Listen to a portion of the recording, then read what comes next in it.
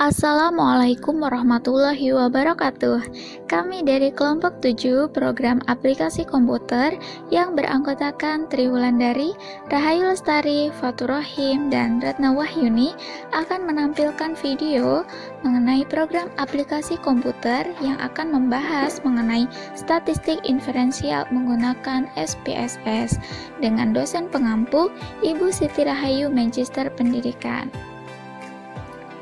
Menurut Indrajaya, statistik inferensial yaitu statistika yang digunakan untuk menganalisis data dari suatu sampel dan hasilnya akan digeneralisasikan untuk populasi di mana sampel tersebut diambil. Nah, statistik inferensial ini terdiri dari dua macam, yaitu statistik parametrik dan non-parametrik. Nah, yang akan dibahas dalam video kali ini yaitu statistik parametrik dengan independent sample t-test, dengan salah satu contohnya yaitu independent sample t-test. Uji independent sample t-test merupakan analisis statistik yang bertujuan untuk membandingkan dua sampel yang tidak saling berpasangan. Dengan syarat, kedua sampel tidak saling berpasangan. Kemudian, jumlah data untuk masing-masing sampel kurang dari 30 buah. Kemudian, data yang dipakai dalam uji ini berupa data kuantitatif atau angka asli berskala interval atau rasio. Kemudian yang terakhir, data dari kedua kelompok berdistribusi normal. Apabila ada salah satu atau kedua data tidak berdistribusi normal, maka dilanjutkan menggunakan uji statistik non-parametrik. Nah, menggunakan aplikasi SPSS. Oke, langsung saja kita ke contoh kasusnya. Kita akan melakukan pengujian hipotesis komparatif untuk mengetahui apakah ada perbedaan rata-rata hasil belajar siswa pada kelompok A dengan kelompok B. Misalnya, pada kelompok A, guru menerapkan metode belajar dengan diskusi, sementara kelompok B, guru menerapkan metode belajar dengan permainan. Setelah itu, guru membagikan soal yang sama kepada masing-masing siswa yang ada pada kedua kelompok tersebut. Adapun skor hasil belajar masing-masing siswa untuk kelompok A dan kelompok B dapat kita lihat pada tabel berikut ini. Adapun rumusan hipotesis penelitian komparatif yaitu H0, tidak ada perbedaan rata-rata hasil belajar siswa antara kelompok A dengan kelompok B. Kemudian HA atau hipotesis alternatifnya yaitu ada perbedaan rata-rata hasil belajar siswa antara kelompok A dengan kelompok B. Nah, selanjutnya kita langsung membuka aplikasi SPSS-nya. Nah, jika sudah terbuka seperti ini, kita langsung saja. Nah, kemudian di sini ada dua file ya, yang ini output. Nah, yang ini itu adalah dataset. Yang langkah pertama berarti kita harus uji asumsi dasar dulu. Kita harus menguji apakah data kita itu berdistribusi normal atau tidak gitu. Untuk bisa dilanjutkan ke statistik parametrik ya, uji independent sample t-test. Oke, kita klik variable view. Nah, kemudian kita tuliskan di kolom name ini, yang pertama kita tuliskan hasil. Untuk desimal kita pilih 1. Kemudian pada label kita tuliskan hasil belajar. Nah, kemudian pada measure pilih scale ya. Kita pilih scale. Nah, kemudian untuk kolom yang lainnya itu tidak perlu diubah lagi. Nah, untuk selanjutnya, untuk variabel yang kedua itu kita tuliskan di sini kelas. Kemudian pada desimal kita pilih 0. Nah, kemudian pada label kita tuliskan kelompok. Nah, kemudian pada values, nah kemudian kita klik di tanda titik 3-nya ini. Nah, ini adalah dialog value labels ya. Nah, pada kotak value isikan 1. Kemudian pada kotak label kita isikan kelompok A. Dan kita klik add. Nah, karena kita ada dua kelompok, berarti kita isi lagi di sini value-nya 2. Ini labelnya kita tuliskan kelompok B. Nah, lalu kita klik add. Nah, jika sudah seperti ini, maka kita langsung klik OK. Kemudian pada measure, di sini masih unknown ya, berarti kita pilih nominal. Nominal karena kita nanti mengisikannya 1 atau 2 gitu ya, jadi kita pilihnya nominal. Nah, untuk yang kolom selanjutnya ini tidak perlu diubah lagi. Kemudian kita langsung ke data view, kita klik data view yang di pojok kiri bawah. Nah, kita isikan pada hasil yang ada di tabel yang ada di soal ya. Nah, untuk komanya kita pakai titik ya.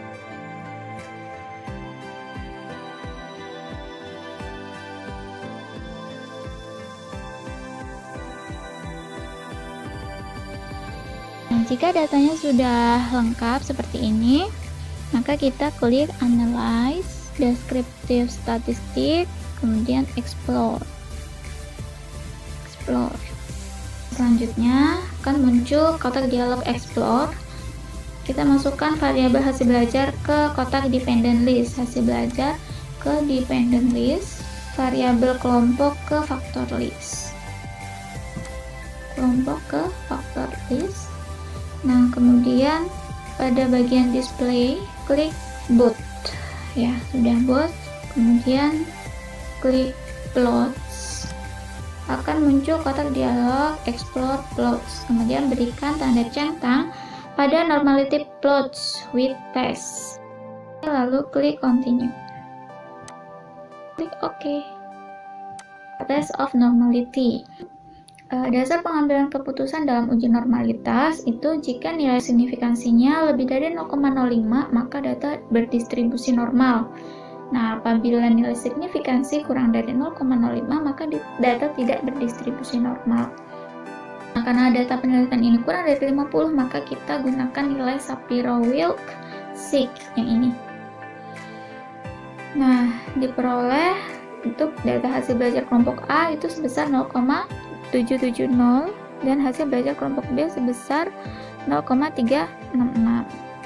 Nah, berdasarkan dasar pengambilan keputusan dalam uji normalitas, maka data hasil belajar untuk kedua kelompok itu lebih dari 0,05 ya.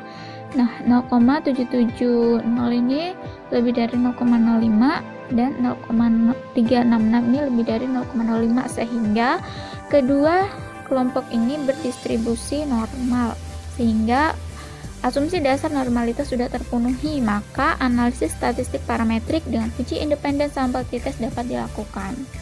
Untuk uji independen sampel t-test dengan SPSS itu kita kembali ke data view, kita klik analyze, kemudian compare means independent sampel t-test. Setelah itu akan muncul kotak dialog independent sampel t-test. Pindahkan variabel hasil belajar ke kotak tes variabel, hasil belajar ke tes variabel, kelompok ke kotak grouping variabel. Kita klik define groups, grup 1, kita tuliskan 1. Kemudian pada kotak grup 2 kita tuliskan 2. Kemudian klik continue, lalu klik OK. Continue, OK.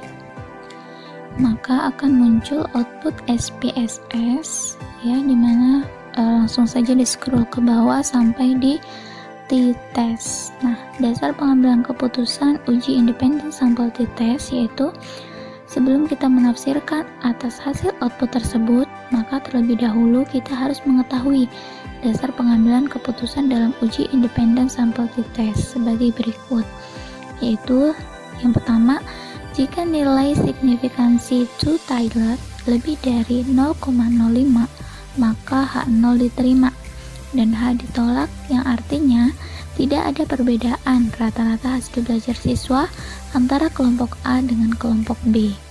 Nah, kemudian yang kedua, jika nilai signifikansi two-tiered kurang dari atau sama dengan 0,05 maka H0 ditolak. dan HA diterima, yang artinya ada perbedaan rata-rata hasil belajar siswa antara kelompok A dengan kelompok B.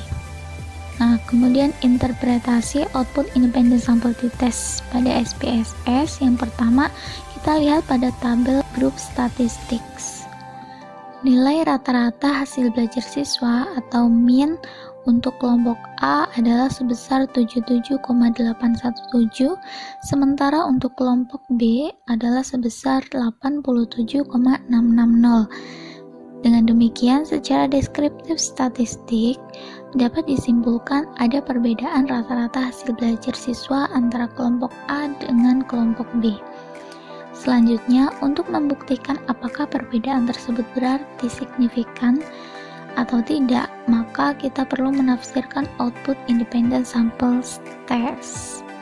Nah, pada tabel output independent samples test, diketahui nilai signifikansi Levin's test for equality of variance adalah sebesar 0,894 yang lebih dari 0,05. Maka dapat diartikan bahwa variance data antara kelompok A dengan kelompok B adalah homogen atau sama, sehingga penafsiran tabel output independent samples test di atas berpedoman pada nilai yang terdapat pada tabel equal variance assumed. Berdasarkan tabel output independent sample test pada bagian equal variance assumed, diketahui nilai signifikansi 2 Taylor sebesar 0,036, di mana kurang dari 0,05. Maka sebagaimana dasar pengambilan keputusan dalam uji independent sample t-test, yang artinya H0 ditolak dan HA diterima, sehingga dapat disimpulkan bahwa ada perbedaan yang signifikan atau nyata antara rata-rata hasil belajar siswa pada kelompok A dengan kelompok B. Nah, kemudian membandingkan T-hitung dengan T-tabel dalam uji independent sample t-test.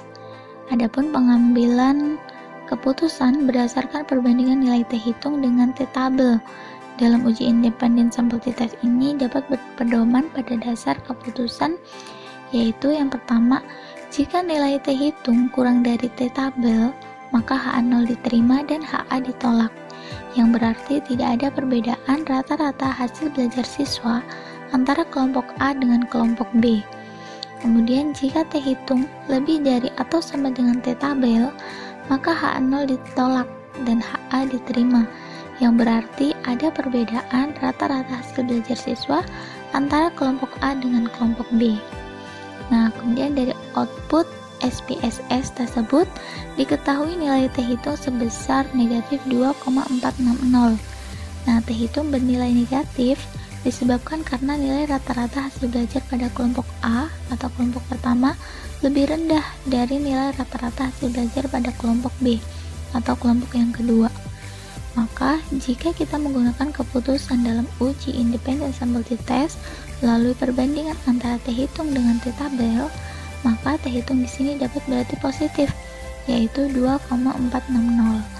Selanjutnya kita tinggal mencari nilai T-tabel dengan mengacu pada rumus alfa per 2 DF, di mana alfanya adalah 0,05 per 2. Nah, kemudian DF itu N1 ditambah N2 dikurang 2, jadi PDF-nya 9, sehingga diperoleh 0,025 dengan DF-nya 9 untuk dicari di tabel distribusi nilai T. Maka ditemukan nilai T-tabel sebesar 2,262. Dengan demikian, nilai T-hitung sebesar 2,460 ini lebih dari 2,262. Maka berdasarkan dasar pengambilan keputusan melalui perbandingan nilai T-hitung dengan T-tabel, dapat disimpulkan bahwa H0 ditolak dan HA diterima, yang berarti ada perbedaan rata-rata hasil belajar siswa antara kelompok A dengan hasil belajar siswa pada kelompok B. Atau dengan kata lain, penerapan metode belajar diskusi dengan metode belajar permainan oleh guru akan menghasilkan hasil belajar yang berbeda.